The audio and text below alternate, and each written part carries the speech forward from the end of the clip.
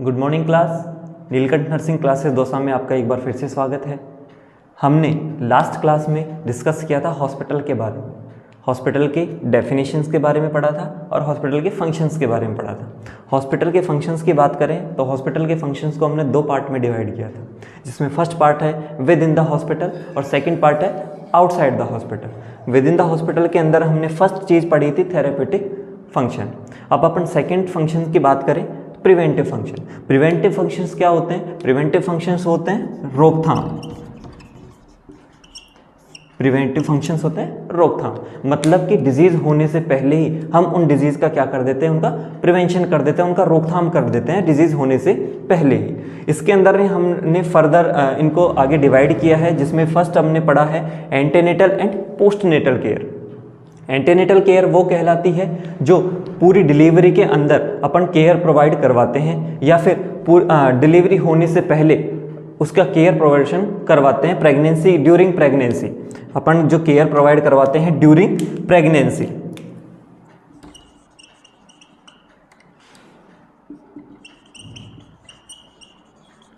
During pregnancy मतलब pregnancy के दौरान अपन जो केयर प्रोवाइड करवाते हैं वो होती है अपने एंटीनेटल केयर। और postnatal care after delivery, delivery होने के बाद में हम जो केयर प्रोवाइड करवाते हैं उन्हें कहते हैं अपन पोस्टनेटल केयर। जो एंटीनेटल केयर होता है इसके अंदर अपन केयर प्रोवाइड करवाते हैं मदर को, मतलब कि जो फीमेल प्रेग्नेंट है उन प्रेग्नेंट फीमेल्स को अपन केयर प्रोवाइड करवाते हैं, वो होती है हमारी antenatal care. Postnatal care mother और जो बच्चा जन्म ले चुका है उसको अपन केयर प्रोवाइड करवा रहे हैं, वो होती है अपने पोस्टनेटल केयर। तो प्रीनेटल केयर के अंदर अपन बात करें या फिर अपन प्रेगनेंसी से पहले की बात करें तो प्रेगनेंसी से पहले हम जो मदर होती है उनको अच्छा सप्लीमेंट प्रोवाइड करवाते हैं, इम्यूनाइजेशन करवाते हैं, ये अपन केयर प्रोवाइड करवाते हैं। चाहे समय समय पे blood sugar level, haemoglobin level अपन चेक करवाते हैं। पोस्टनेटल केयर की बात करें तो पोस्टनेटल केयर अपन जब बच्चा हो चुका है तो बच्चा होने के बाद में जो कोढ़ होती है उसका अपन ट्रीटमेंट करते हैं, उसका क्योर करते हैं। अगर बच्चे के अंदर कोई इमरजेंसी कंडीशन है या बच्चे के कोई क्रिटिकल कंडीशन है तो उसको रेफरल सेवा अपन प्रोवाइड करवाते हैं, ये अपन प्रोवाइड करवाते हैं पोस्टनेटल केयर के अंदर। सेकंड बात करें हम family welfare services. Family welfare services वो होती हैं जहाँ पे मेल और फीमेल का स्टरलाइजेशन किया जाता है, कि मतलब कि वासेक्टोमी और ट्यूबेक्टोमी अगर अपन प्रोवाइड करवा रहे हैं तो वो कहलाती है हमारी फैमिली वेलफेयर सर्विसेज।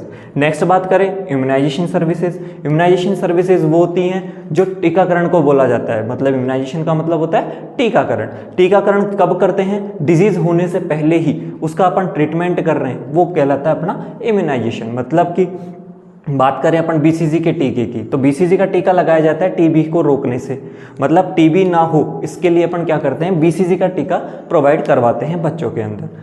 नेक्स्ट बात करें control of communicable disease. Communicable disease वो होती हैं जो एक से दूसरे व्यक्ति में, one person to another person फैलती हैं कम्युनिटी के अंदर, उनको अपन कहते हैं कम्युनिकेबल डिजीज। तो कम्युनिकेबल डिजीज को रोकने के लिए अपन जो प्रोग्राम वगैरह चलाए जा रहे हैं उन पे अपन पार्टिसिपेट करता है हॉस्पिटल, ठीक है। तो control of communicable diseases. Next बात करें हेल्थ एजुकेशन। हेल्थ एजुकेशन अपन पेशेंट को प्रोवाइड करवा सकते हैं, इंडिविजुअल पर्सन को प्रोवाइड करवा सकते हैं, किसी ग्रुप को प्रोवाइड करवा सकते हैं, फैमिली को प्रोवाइड करवा सकते हैं, किसी सोसाइटी को प्रोवाइड करवा सकते हैं। तो हेल्थ एजुकेशन के अंदर करवाया क्या जाता है? हेल्थ एजुकेशन के अंदर अपन करवाते हैं कि डिजीज होने से पहले अपन क्या ट्रीटमेंट दे सकते हैं, डिजीज जिस दौरान हो गई, मतलब डिजीज पेशेंट के अंदर प्रेजेंट है उस टाइम हम क्या क्या केयर प्रोवाइड करवा सकते हैं, और डिजीज जब खत्म हो गई तो उसके बाद में हम क्या क्या पेशेंट को केयर प्रोवाइड करवा सकते हैं, या फिर डिजीज होने से पहले उसका रोकथाम करना, डिजीज के दौरान उसका उपचार करना, और डिजीज वापस ना हो उसका अपन को केयर करना, ये कहलाता है अपने हेल्थ एजुकेशन में। हेल्थ एजुकेशन के अलावा हेल्थ एजुकेशन के अंदर ही हम बात करें तो एक रिहेबिलिटेशन सर्विसेज भी प्रोवाइड करवाई जाती हैं। रिहेबिलिटेशन सर्विसेज वो होती हैं जिसमें पेशेंट क्या करता है, जब डिजीज पेशेंट के अंदर हो जाती है तो डिजीज होने से पहले जिस कंडीशन में पेशेंट था हमें वापस से उसी कंडीशन में पेशेंट को लाना होता है, वो हमारी होती है हेल्थ एजुकेशन सर्विसेज। आप अभी से नोट डाउन कर सकते हैं। नेक्स्ट बात करते हैं हम पर एजुकेशन की। एजुकेशन से मतलब होती है शिक्षा संबंधित जो फंक्शंस हॉस्पिटल के अंदर प्रोवाइड करवाए जाते हैं वो कहलाता है अपन एजुकेशनल सर्विसेज या एजुकेशनल फंक्शन। जिसके अंदर अपन फर्स्ट बात करते हैं मेडिकल एजुकेशन की। मेडिकल एजुकेशन वो होती है जहाँ पे जो डॉक्टर्स जो होते हैं MBBS वगैरह जो करते हैं, जहाँ पे मेडिकल कॉलेजेस के अंदर या फिर मेडिकल कॉलेज कम हॉस्पिटल के अंदर इनको शिक्षा प्रोवाइड करवाई जाती है, एजुकेशन प्रोवाइड करवाई जाती है, वो होती है अपनी मेडिकल एजुकेशन। सेकेंड बात करें नर्सिंग एजुकेशन की। नर्सिंग एजुकेशन वो होती है जो नर्सेज को प्रोवाइड करवाई जाती है, ठीक है। थर्ड आती है स्पेशलिटी एजुकेशन। स्पेशलिटी एजुकेशन के अंदर क्या करवाया जाता है, डिप्लोमा कोर्स करवाए जाते हैं अलग अलग क्रिटिकल केयर के लिए, जैसे कि diploma in OT, operation theatre के लिए अगर डिप्लोमा करवा रहे हैं तो वो एजुकेशन को हो गया किसके अंदर, OT के अंदर। सेकेंड डिप्लोमा इन ICU के अंदर अपन डिप्लोमा कर रहे हैं, ICU के अंदर इंटेंसिव केयर के लिए अपन अगर डिप्लोमा करवा रहे हैं, एजुकेशन प्रोवाइड करवा रहे हैं तो वो कहलाती है अपनी डिप्लोमा इन ICU। नेक्स्ट बात करें पैरामेडिकल एजुकेशन। पैरामेडिकल एजुकेशन के अंदर क्या करवाया जाता है, पैरामेडिकल एजुकेशन के अंदर शॉर्ट ड्यूरेशन कोर्स करवाए जाते हैं। शॉर्ट ड्यूरेशन कोर्स के मतलब 1 या 2 साल के कोर्स होते हैं, जो कि एग्जाम्पल की बात करें तो एक्सरे कोर्स हो गया, डायलिसिस कोर्स हो गया, फार्मेसी कोर्स हो गया, ठीक है। नेक्स्ट बात करते हैं अपन कम्युनिटी एजुकेशन की। कम्युनिटी एजुकेशन क्या होती है, community education as a health education के बारे में अपन इसको डिस्कस कर सकते हैं। मतलब कम्युनिटी के अंदर जा कर के हॉस्पिटल के जो मेंबर्स होते हैं कम्युनिटी के अंदर जाते हैं, या फिर हॉस्पिटल की जो नर्सेज होती हैं, डॉक्टर्स होते हैं, कम्युनिटी के अंदर जाते हैं और वहाँ पे जाके ट्रीटमेंट हेतु या फिर डिजीज़ के क्योर हेतु क्या करते हैं, हेल्थ एजुकेशन प्रोवाइड करवाते हैं। वो कहलाती है अपनी कम्युनिटी एजुकेशन। कम्युनिटी एजुकेशन को अपन ऐसे भी देख सकते हैं या फिर ऐसे भी डिस्कस कर सकते हैं कि कम्युनिटी के अंदर जाकर के कम्युनिटी की जितनी भी प्रॉब्लम्स है उनका अपन क्या करते हैं, बायोडाटा बना लेते हैं, उन प्रॉब्लम्स के अकॉर्डिंग उनको केयर प्रोवाइड करवाने का काम करते हैं। ये अपना आता है कम्युनिटी एजुकेशन के अंदर, ठीक है। तो इस प्रकार से हमने hospital, with in the hospital के अंदर 3 फंक्शंस मेन पढ़े हैं, जिसमें थेरापेटिक फंक्शन होता है, प्रिवेंटिव फंक्शन होता है और लास्ट हमने पढ़ा है एजुकेशन। एजुकेशन के अंदर भी अपन ने फर्दर इनको डिवाइडेशन किया है। थेरापेटिक के अंदर भी अपन ने 4 पार्ट में इसको डिवाइड किया था। प्रिवेंटिव के अंदर भी अपन ने इसे 5 पार्ट में डिवाइड करके स्टडी की है। आप इसे नोट डाउन कर सकते हैं अभी। जैसा कि हमने लास्ट में पढ़ा था फंक्शंस ऑफ हॉस्पिटल, हॉस्पिटल के क्या क्या फंक्शंस होते हैं। अब नेक्स्ट हम बात करते हैं क्लासिफिकेशन ऑफ द हॉस्पिटल, मतलब कि हॉस्पिटल को कितने कितने पार्ट्स में अपन डिवाइडेशन कर सकते हैं।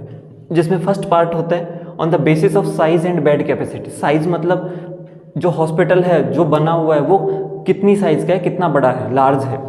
बेड कैपेसिटी, उस हॉस्पिटल के अंदर बेड की साइज कितनी है, ठीक है। इसके अंदर अपन 3 पार्ट में इसको डिवाइड करते हैं, जिसमें small hospital, medium hospital and large hospital.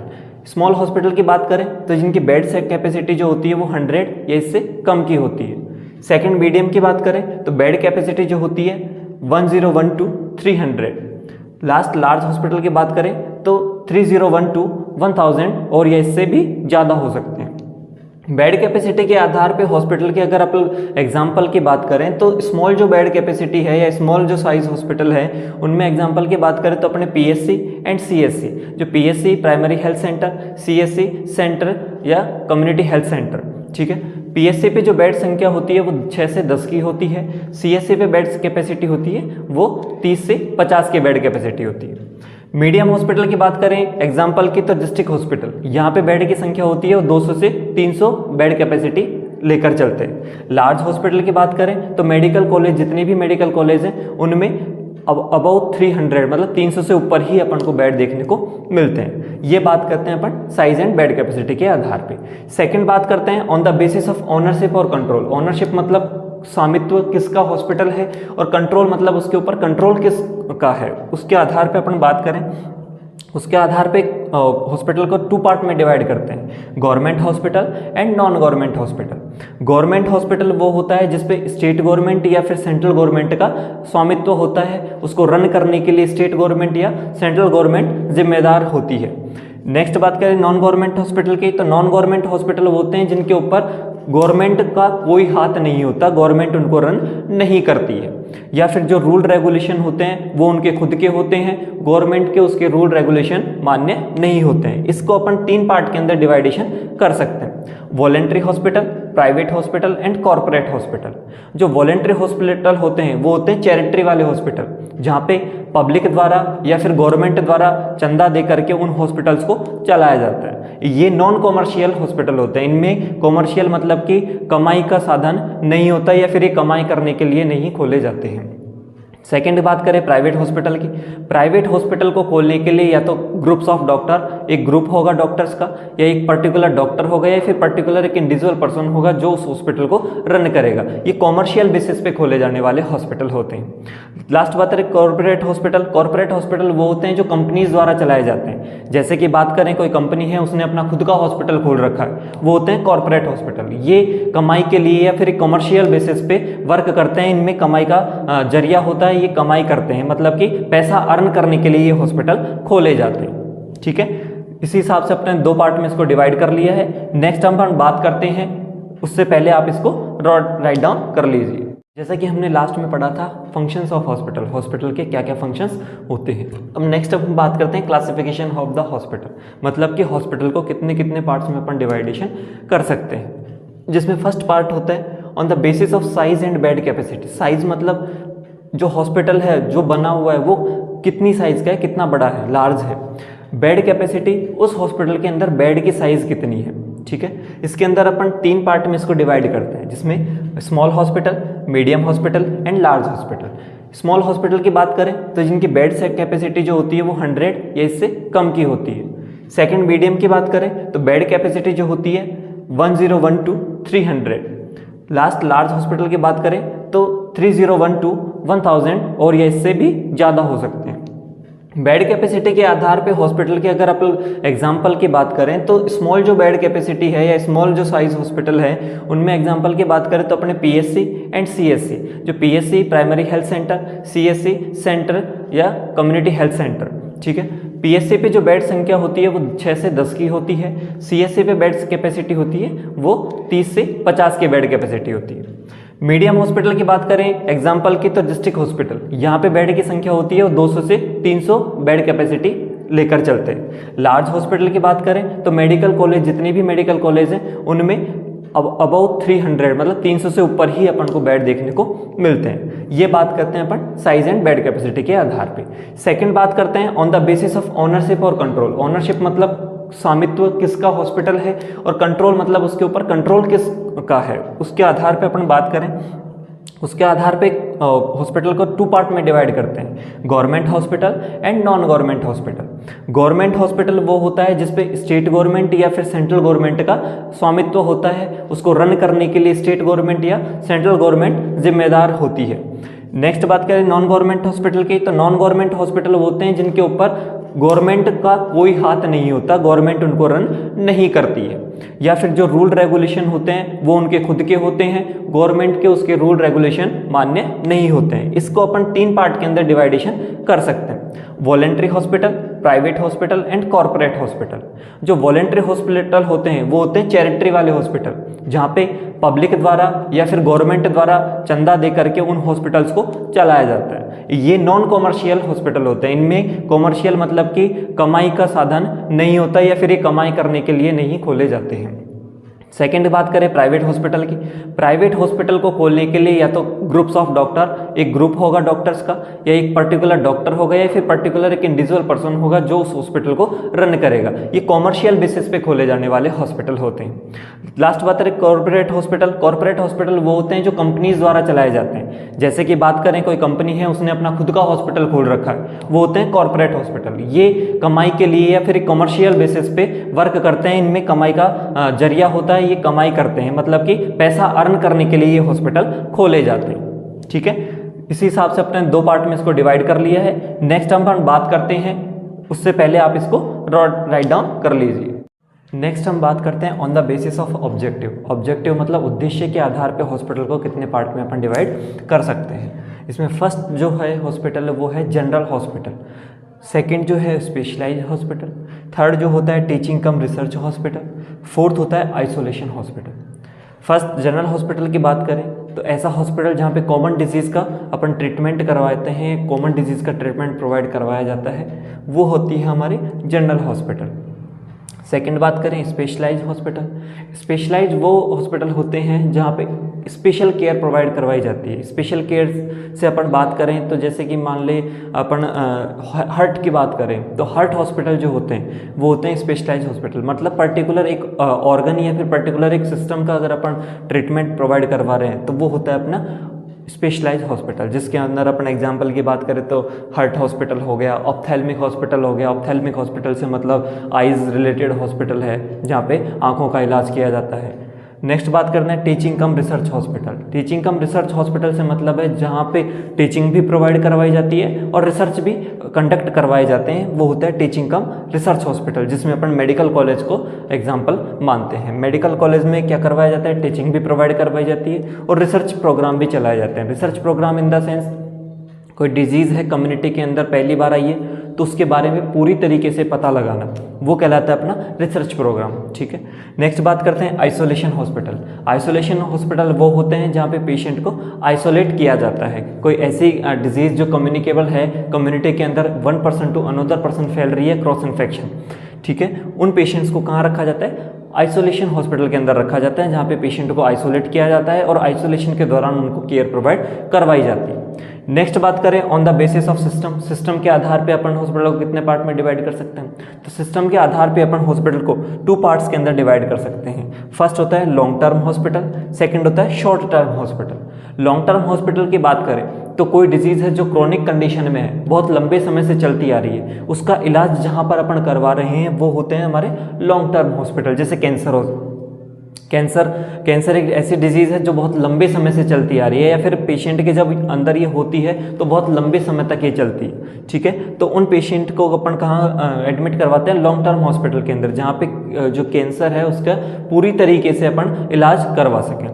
Short term hospital की बात करें तो जहाँ पे शॉर्ट टर्म डिजीज़ जो होती है, छोटे समय के लिए जो डिजीज़ होती है, 10 से 15 दिन की जो डिजीज़ होती हैं, उनको जहाँ पे पेशेंट को एडमिट करवाया जाता है वो होती है हमारी शॉर्ट टर्म हॉस्पिटल। ठीक है, इनको आप राइट डाउन कर सकते हैं। नेक्स्ट हम लास्ट बात करते हैं on the basis of management. Management के आधार पे हॉस्पिटल को हम 4 पार्ट के अंदर डिवाइडेशन करते हैं, जिसमें फर्स्ट होता है हॉस्पिटल रन बाय गवर्नमेंट। अब वो स्टेट गवर्नमेंट हो सकती है या फिर सेंट्रल गवर्नमेंट हो सकती है, मतलब कि गवर्नमेंट के द्वारा अगर हॉस्पिटल रन किया जा रहा है या चलाया जा रहा है वो होता है अपना hospital run by the government, जिसके अंदर अपन एग्जाम्पल की बात करें तो रेलवे हॉस्पिटल हो गया, मिलिट्री हॉस्पिटल हो गया, SMS हॉस्पिटल हो गया। सेकेंड बात करते हैं ऑटोनोमस बॉडीज। ऑटोनोमस मतलब खुद के रेगुलेशन, रूल रेगुलेशन खुद ही बनाते हैं और खुद ही उसको चलाने का काम करते हैं, जिसके अंदर अपन एग्जाम्पल की बात करें तो एम्स हॉस्पिटल। नेक्स्ट बात करें प्राइवेट हॉस्पिटल। प्राइवेट हॉस्पिटल क्या होते हैं, पैसा अर्न करने के लिए खोले जाते हैं किसी इंडिविजुअल पर्सन के द्वारा या फिर एक ग्रुप ऑफ डॉक्टर्स के द्वारा ये खोले जाते हैं। लास्ट बात करते हैं वॉलंटरी हॉस्पिटल।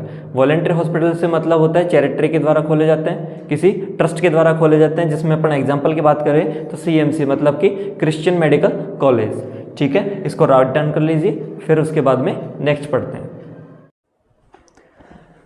नेक्स्ट हम बात करते हैं डिपार्टमेंट्स ऑफ हॉस्पिटल, हॉस्पिटल के डिपार्टमेंट्स के बारे में, जिसमें फर्स्ट डिपार्टमेंट आता है administration and management department. Administration और मैनेजमेंट डिपार्टमेंट का क्या फंक्शन होता है, एडमिनिस्ट्रेशन और मैनेजमेंट डिपार्टमेंट डिसाइड करता है कि कौन से स्टाफ को रखना है, कौन से स्टाफ को नहीं रखना है, कौन से स्टाफ को कौन सा वर्क देना है, कौन से स्टाफ से कैसा काम करवाना है, या फिर जितने भी अपने रिकॉर्ड्स वगैरह होते हैं वो कौन कंडक्ट करके रखता है, administration and management department conduct करके रखता है। सेकंड आता है एजुकेशन डिपार्टमेंट। एजुकेशन डिपार्टमेंट के अंदर क्या किया जाता है, जो भी वहाँ पे पढ़ने वाले स्टूडेंट्स हैं, स्टडी करने वाले स्टूडेंट्स हैं, उनको एजुकेशन प्रोवाइड करवाने का काम किसका होता है, एजुकेशनल डिपार्टमेंट का काम होता है। थर्ड आता है OPD डिपार्टमेंट। OPD मतलब आउट पेशेंट डिपार्टमेंट। इसके अंदर क्या किया जाता है, इसके अंदर पेशेंट जब हॉस्पिटल के अंदर एंटर होता है, एंटर होने के बाद में वो जाता है रिसेप्शन पे।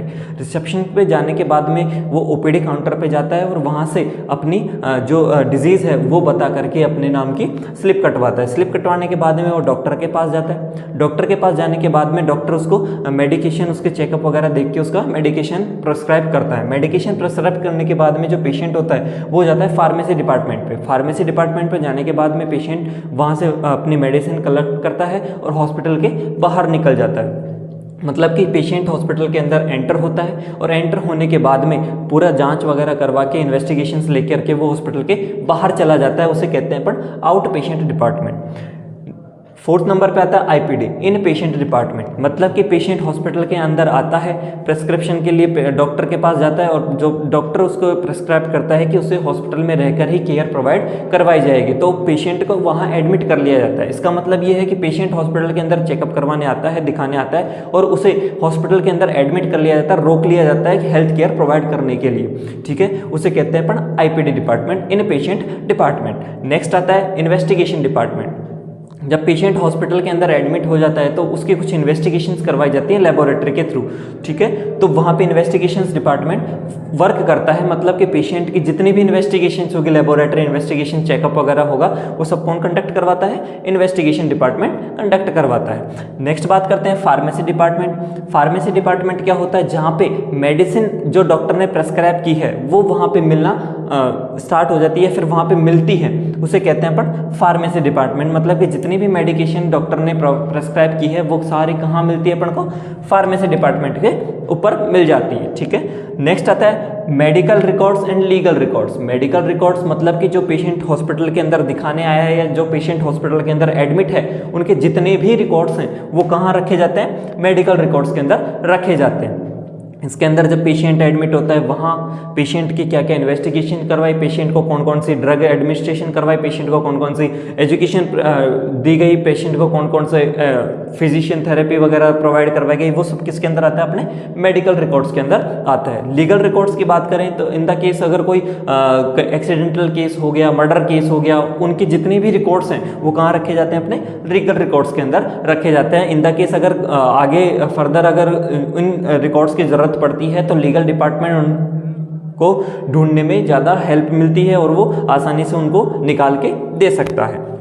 लास्ट बात करते हैं community health nursing department. Community health nursing department वो होता है जहाँ पर पे जो भी कम्युनिटी के अंदर एजुकेशन प्रोवाइड करवाई गई है या फिर कोई कैंप वगैरह लगाया गया है या फिर कोई जांच वगैरह स्टार्ट की गई है, उन सब का जितना भी अपने पास डाटा होता है वो कहाँ रखा जाता है? कम्युनिटी हेल्थ नर्सिंग डिपार्टमेंट के अंदर रखा जाता है। इस प्रकार से हमने हॉस्पिटल को पढ़ा है। हॉस्पिटल के पहले हमने डेफिनेशन पढ़ी है, डेफिनेशन पढ़ने के बाद में हॉस्पिटल के फंक्शंस पढ़े, फंक्शंस पढ़ने के बाद में अपने हॉस्पिटल के टाइप्स पढ़े हैं जिसको अपन क्लासिफिकेशन ऑफ हॉस्पिटल पढ़ा है। उसके बाद में अपन ने पढ़े हैं डिपार्टमेंट्स ऑफ हॉस्पिटल, हॉस्पिटल के कौन कौन से डिपार्टमेंट होते हैं, ठीक है। वीडियो अगर अच्छा लगा हो तो लाइक एंड सब्सक्राइब कीजिएगा।